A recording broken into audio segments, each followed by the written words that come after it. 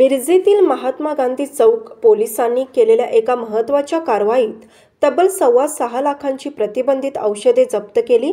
त्यांचा वापर नशेसाठी केला जात असल्याची माहिती पोलीस अधीक्षक संदीप घुगे यांनी दिली।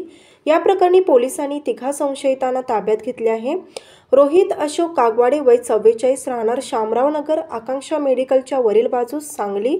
ओंकार रवींद्र मुळे वय 24 राहणार गव्हर्नमेंट कॉलनी विश्रामबाग सांगली आणि अशफाक बशीर पटवेगार वय 50 राहणार असुबा हॉटेल समोर पत्रकार नगर सांगली अशी संशयितांची नावे आहेत। यापैकी रोहित कागवाडे हा मेडिकल चालक आहे। त्याच्या नावे औषध विक्रीचा परवाना असल्याचे घुगे यांनी सांगितले। ही कारवाई सोमवारी रात्री 7:45 वाजण्याच्या सुमारास मिरजेत डॉक्टर बाबासाहेब आंबेडकर उद्यानाच्या पिछाडीला करण्यात आली। घुगे यांनी पत्रकार बैठकीत ही माहिती दिली। यावेळी अपर अधीक्षक रितू खोकर, उपविभागीय पोलीस अधिकारी प्रनिल गिल्डा, स्थानिक गुन्हे अन्वेषण विभागाचे निरीक्षक सतीश शिंदे, गांधी चौक पोलीस ठाण्यातील सहाय्यक निरीक्षक संदीप शिंदे उपस्थित होते। मिरजेत काही संशयित नशेसाठी औषधांची विक्री करत असल्याची माहिती गांधी चौकी पोलिसांना मिळाली होती। त्यानुसार डॉक्टर बाबासाहेब आंबेडकर उद्यान परिसरात सोमवारी सायंकाळी सापळा लावला।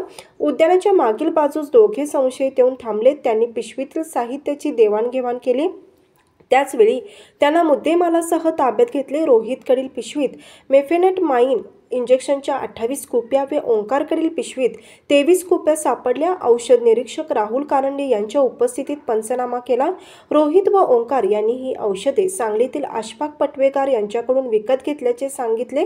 पोलिसांनी तिघांविरोधात भारतीय न्याय संहिता 123-218-3 या कलमासह औषधी द्रव्य व सौंदर्य प्रसाधने अधिनियमानुसार गुन्हे दाखल केले आहेत।